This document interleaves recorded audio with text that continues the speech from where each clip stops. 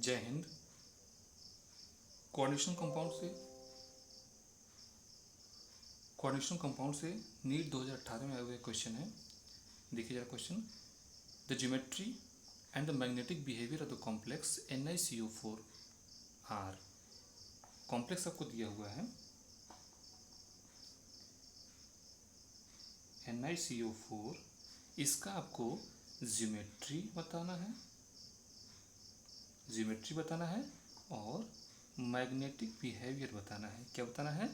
Geometry बताना है और मैग्नेटिक बिहेवियर आपको बताना है। कैसे बताएंगे हम? ज्योमेट्री बताने के लिए हमें सबसे पहले ज़रूरी होती है कि इसमें पता करना है जिसमें हाइब्रिडाइजेशन क्या है।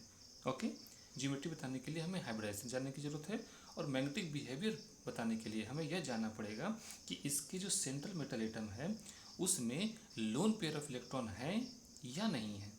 यदि लोन पेयर ऑफ इलेक्ट्रॉन है तो हो जाएगा पैरामैग्नेटिक, और यदि लोन पेयर ऑफ इलेक्ट्रॉन नहीं है, सभी इलेक्ट्रॉन पेयर्ड हैं, तो हो जाएगा डायामैग्नेटिक। ओके, इतनी सी बात हमें क्लियर करनी है। ओके, आइए देखते हम यहाँ पर जैसे कि देख पा रहे हैं CO कार्बोनिल ग्रुप एक मोनोडेंटेड लिगेंड होता है और इसकी संख्या अगर आ रही है 4, तो इसका मतलब कि इसमें दो पॉसिबिलिटी है बनने की। या तो इसका शेप टेट्राहेड्रल बनेगा, या तो इसका शेप टेट्राहेड्रल बनेगा, या फिर इसका शेप स्क्वायर प्लेनर बनेगा। दो ही पॉसिबिलिटी बनती है, या तो टेट्राहेड्रल शेप बनेगा या तो फिर स्क्वायर प्लेनर शेप बनेगा। टेट्राहेड्रल या स्क्वायर प्लेनर शेप बनेगा। टेट्राहेड्रल बनने के लिए जरूरी है कि यहाँ पर हाइब्रिडाइजेशन आपका हो sp3, और स्क्वायर प्लेनर बनने की जरूरी है कि यहाँ पर हाइब्रिडाइजेशन आपका हो DsP2। ओके, लिगेंड की संख्या 4 है तो दो ही पॉसिबिलिटी होती है बनने की, या तो टेट्राहेड्रल कॉम्प्लेक्स बने या तो स्क्वायर प्लेनर कॉम्प्लेक्स बने। टेट्राहेड्रल बनने के लिए हाइब्रिडाइजेशन sp3 होना चाहिए, स्क्वायर प्लेनर बनने के लिए हाइब्रिडाइजेशन DsP2 होना चाहिए। इसमें कौन सा है आइए चेक कर लेते हैं हम लोग। हम ये जानते हैं कि निकिल का एटॉमिक नंबर होता है 28। ओके, निकिल का एटॉमिक नंबर 28, तो इसके जो लास्ट वाले ऑर्बिटल हम देखते हैं उसका इलेक्ट्रॉनिक कॉन्फ़िगरेशन क्या हो जाएगा? 3d8 and 4s2। Okay, 3d8 4s2 इसका इलेक्ट्रॉनिक कॉन्फ़िगरेशन हो जाएगा।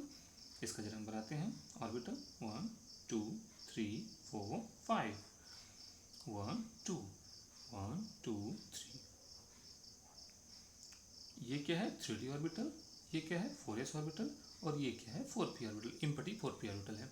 यहाँ पर देखिए 2 इलेक्ट्रॉन यहाँ पर हमने पुट कर दिया, 8 इलेक्ट्रॉन 1 2 3 4 5 6 7 8। ये आप देख रहे हैं 2 इलेक्ट्रॉन अनपेयर्ड हैं और यहाँ पर 4s में 2 इलेक्ट्रॉन है। अब हम कार्बोनिल ग्रुप को लेकर के आ रहे हैं, तो हमें हाइब्रिडाइजेशन बनाने के लिए सबसे हमारी प्राथमिक शर्त होती है कि भाई s ऑर्बिटल तो रहे ही रहे। s ऑर्बिटल का होना बहुत ज़्यादा ज़रूरी है हाइब्रिडेशन होने के लिए। यहाँ पर हमारा s ऑर्बिटल ही पूरा भरा हुआ है, तो इसके लिए हमें क्या करना होगा? हमें इस s ऑर्बिटल के इलेक्ट्रॉन को निकाल करके यहाँ 3d वाले में पुट कराना होगा। लेके आते हैं, देखिए तो क्या हो जाएगा हमारा 1 2 3 4 5, 1 2 1 2 1 2 1 2 1 2। ये देखिए एक इसमें आएगा एक इसमें आएगा, पेयरिंग हो गई, ये कंप्लीट पेयर्ड हो गया।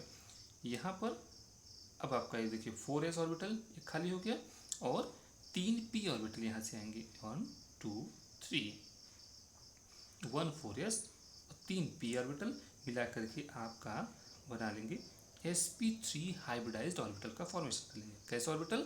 sp3 हाइब्रिडाइज्ड ऑर्बिटल का फॉर्मेशन हो गया, और यहाँ पर है आपका 3d फील्ड ऑर्बिटल।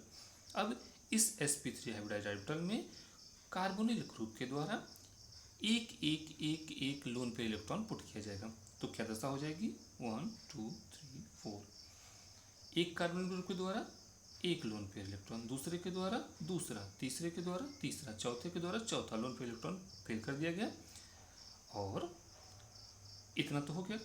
अब जो हमारा क्वेश्चन पूछ रहा था, क्वेश्चन क्या पूछ रहा था कि इसका शेप कैसा होगा, ज्योमेट्री कैसी होगी। तो ज्योमेट्री के लिए हम देख पा रहे हैं कि यहाँ पर sp3 हाइब्रिडेशन आ रहा है, तो sp3 हाइब्रिडेशन के लिए कैसा शेप होता है? टेट्राहेड्रल शेप होता है।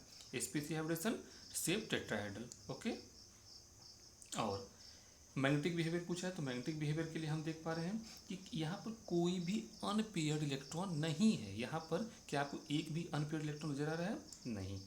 देखिए, दो दो दो दो दो, सभी पेयर्ड इलेक्ट्रॉन नजर आ रहे हैं, इसलिए इसका शेप या ज्योमेट्री कैसी हो जाएगी?